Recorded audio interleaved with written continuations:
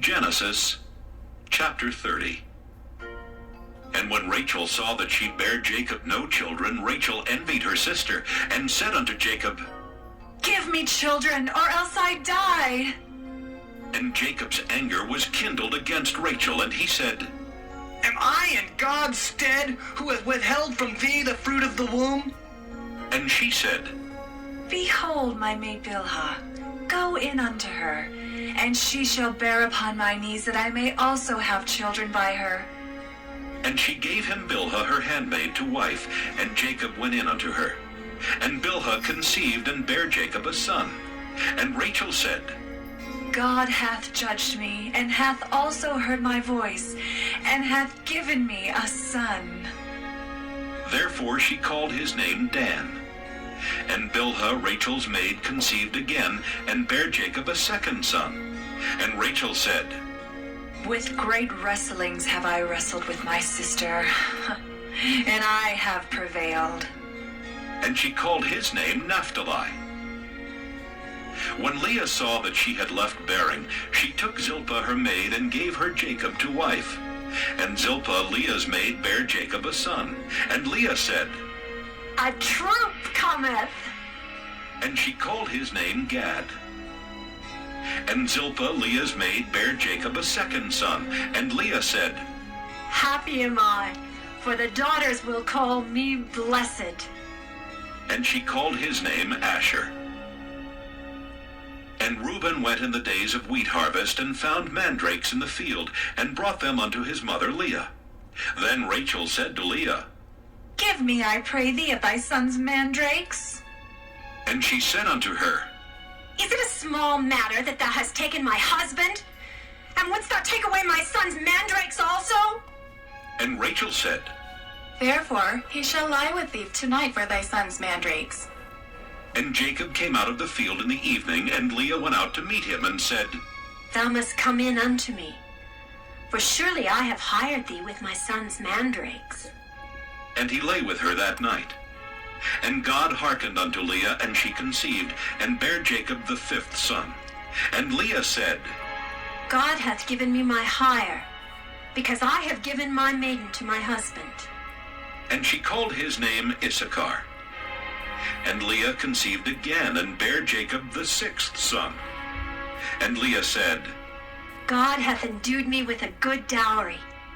Now will my husband dwell with me, because I have borne him 6 sons.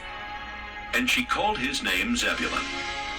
And afterward she bare a daughter, and called her name Dinah. And God remembered Rachel, and God hearkened to her, and opened her womb. And she conceived and bare a son, and said, God hath taken away my reproach.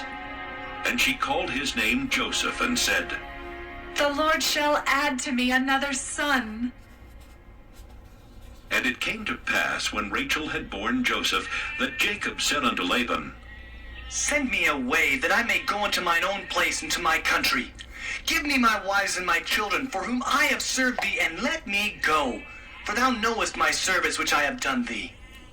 And Laban said unto him, I pray thee, if I have found favor in thine eyes, tarry, for I have learned by experience that the Lord hath blessed me for thy sake.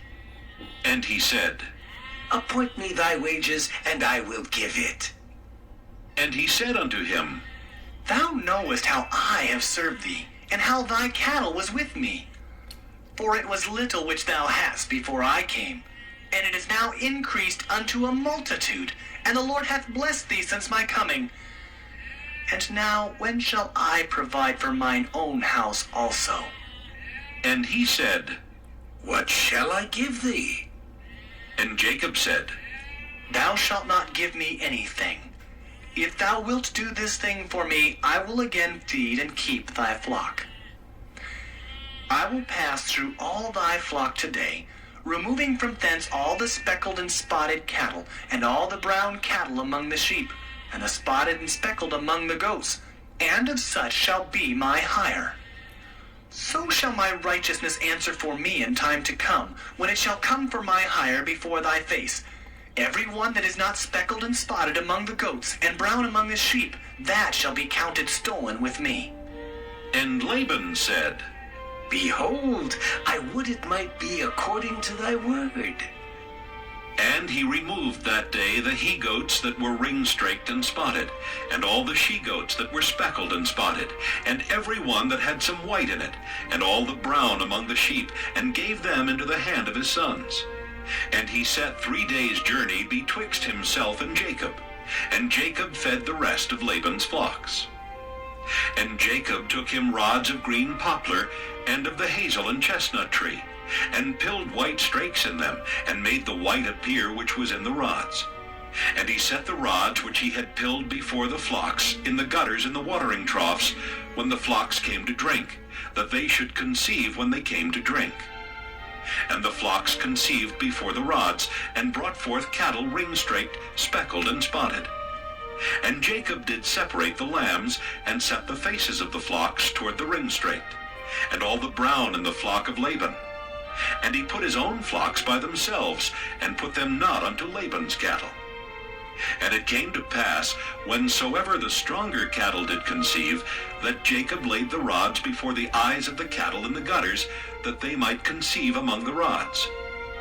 But when the cattle were feeble, he put them not in. So the feebler were Laban's, and the stronger Jacob's.